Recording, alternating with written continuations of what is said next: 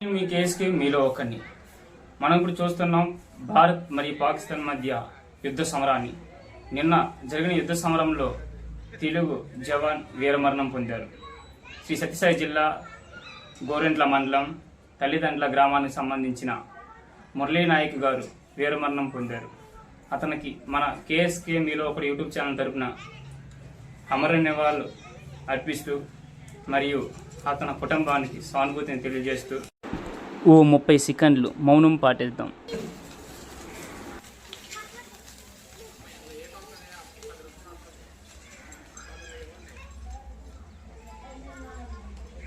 Okay, జై జవాన్. అలాగే మీకు తెలియజేయింది ఏమనగా, మనం యుద్ధం గురించి నిత్యము వార్తలు చూస్తూ ఉంటున్నాం. ఈ వార్తల్ని మనం ఎక్కువగా వినడం తప్పులేదు, తెలుసుకోవడం తప్పులేదు.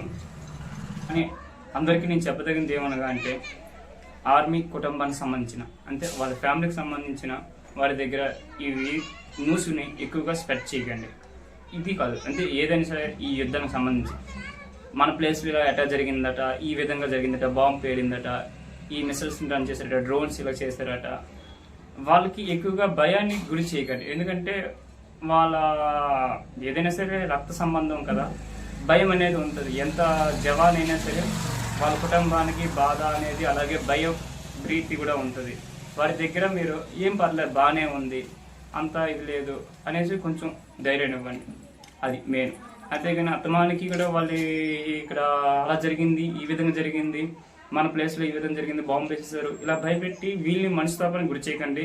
ఎందుకంటే కుటుంబంలో అందరూ ఒక విధంగా ఉంటారని చెప్పలేవు. ఎందుకంటే ఆ కుటుంబంలో ఆ పేరెంట్స్ అనేవాళ్ళు చదువుకోలేకపోతే, కొంచెం వాళ్ళకి అంత జ్ఞానం లేకపోవచ్చు. వాళ్ళు అలాగే మరియు కొందరు రాబర్ట్లలోకి హార్ట్ అటాక్ పేషెంట్స్ అవ్వచ్చు, షుగర్ పేషెంట్స్ అవ్వచ్చు, అనేక రకాల పేషెంట్స్ అయ్యేటోళ్ళు ఈ వార్త తెలియగానే మనస్తాపానికి గురయ్యి చనిపోయే అవకాశం కూడా ఉంది. అందువల్ల మనం ఏంటంటే భయానికి గురి చేయవద్దు. వారి దగ్గర ఏమైనా అంటే పర్వాలేదు, అంతా బాగానే ఉంది, పర్వాలేదు,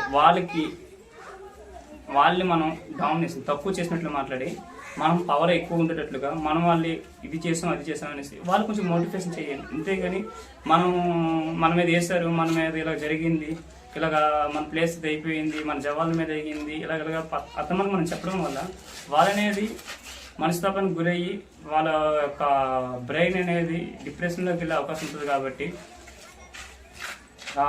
జవాన్కి సంబంధించిన కుటుంబాల వద్ద ఎక్కువగా భయానికి గురి చేసే వార్తలు ఏవి చెప్పకండి దయచేసి. Okay, thank you. ఈ వీడియో నచ్చినట్లయితే 10 మందికి షేర్ చేయండి. 10 మందికి ఉపయోగపడుతుంది అనుకుంటే తప్పకుండా షేర్ చేయండి, మర్చిపోకండి.